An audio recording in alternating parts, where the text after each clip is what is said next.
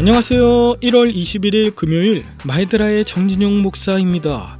오늘도 마이드라에 오신 여러분들을 환영하고 축복합니다. 와, 요즘에 날씨가 정말 춥죠. 저도 그간 우리 아이들하고 또 제 목소리도 별로 좋지 않았었거든요.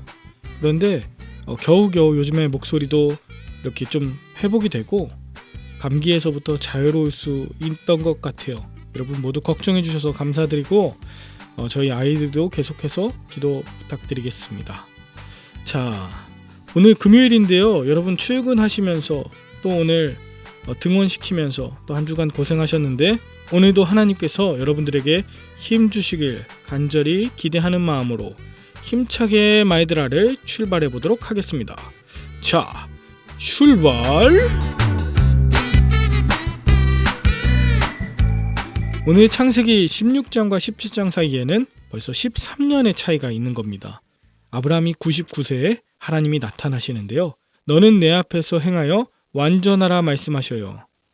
또한 2절에 내가 언약을 나와 너 사이에 두어 너를 크게 번성하게 하리라 하시면서 창세기 12장과 15장에 하셨던, 그러니까 75세와 86세에 하셨던 그 민족의 아비가 되리라는 축복을 다시금 기억나게 하시면서 이번에는 존귀한 아버지 아브라함이 아닌 열국의 아버지 아브라함이라고 계명을 시키십니다. 너와 내 후손의 하나님이 될 것이라고 약속하시면서 9절에 너는 내 언약 지키고 네 후손도 대대로 지키라 말씀하세요. 그리고 이 표징을 위해 모든 남자들은 할례를 행하라 합니다. 또한 이전과 다른 점은 사라에게도 복을 주시면서 사라의 이름도 열국의 어미라는 뜻으로 사라로 계명시키시는 거예요. 그리고 19절 사라가 네게 아들을 낳으리니 너는 그 이름을 이삭이라 하라. 그러면서 21절 내 언약은 내가 내년 이 시기에 사라가 내게 낳을 이삭과 세우리라고 구체적으로 기한도 말씀해 주세요.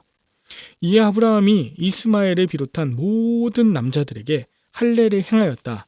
그 당시 이스마엘 13살, 아브라함은 99세였다. 이것이 창세기 17장의 내용이에요. 한번 생각해 봤으면 좋겠습니다. 99세 평생을 아브라함 그렇게 살아왔는데 갑자기 이제는 존귀한 아버지가 아닌 열국의 아버지라고 이름을 바꾼들 24년 동안 사라에게 생기지 않던 아이가 내년에 생긴다는 둥, 이미 13살인 이스마엘이 있는데 그거 아니라고 이삭을 낳게 하신다는 둥, 게다가 요새도 노인들은 큰 수술 피하는 마당에 당시 포피를 벗기는 그런 큰 수술을 하는 것, 이게 쉬운 일이었을까요? 할례를 행하다가 죽는 일이 생기거나 완전히 생식 능력을 상실하게 되는 그런 위험한 일도 많았기 때문입니다. 여러분, 저는 오늘 할례 좀 이야기하고 싶어요. 할례는 분명 쉽지 않은 일입니다. 그래서 난지 8일 만에 행하라고 합니다. 구약의 할례는 신약의 세례하고 비슷한데 할례는 하나님의 백성으로 살아가겠노라고 하는 약속이에요. 그게 계약이죠. 그렇다면 할례가 하나님의 백성으로 살아가는 것의 완성일까요? 할례만 받으면 어떻게 살아도 하나님의 백성일까요? 아니면 할례는 하나님의 신실한 백성으로 살아가겠노라고 다짐하고 출발하는 것일까요? 여러분, 완성이냐 출발이냐라고 물었을 때 할례나 세례 모두 하나님의 거룩한 백성으로 살아가겠다고 하는 출발의 표시입니다. 완성이나 확증의 표시가 아니라 그렇게 살아가겠노라고 지키지 않을 경우에는 내 후손이 끊어져도 좋다고 하는 의식이에요.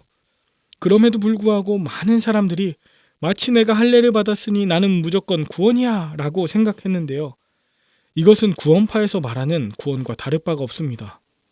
자, 제가 지금 말씀드리고 싶은 것은 할례 받은 이후에 하나님의 백성으로 신실하고 살아가고 있는가, 이게 훨씬 더 중요하다는 겁니다.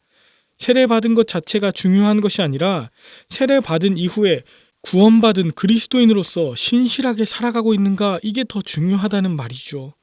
마치 결혼식을 감동스럽게 준비하면서 멋지게 서약하는 것, 그 서약 중요하지만 그 서약에 걸맞게 살아가는 것이 훨씬 더 중요한 것과 같습니다.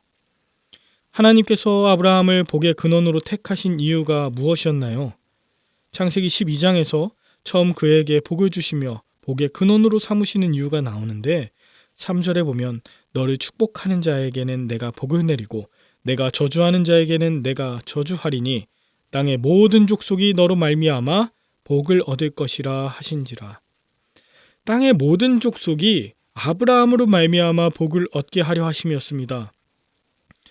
저와 여러분들을 그리스도인으로 부르시고 택하신 이유, 그것은 그저 우리가 잘 먹고 잘 살라는 것이 아니라 하나님의 백성으로 살아가는 것이 얼마나 축복의 삶인지 살아내고 살려내라는 그런 샘플로서 저와 여러분들을 택하셨다는 것이죠.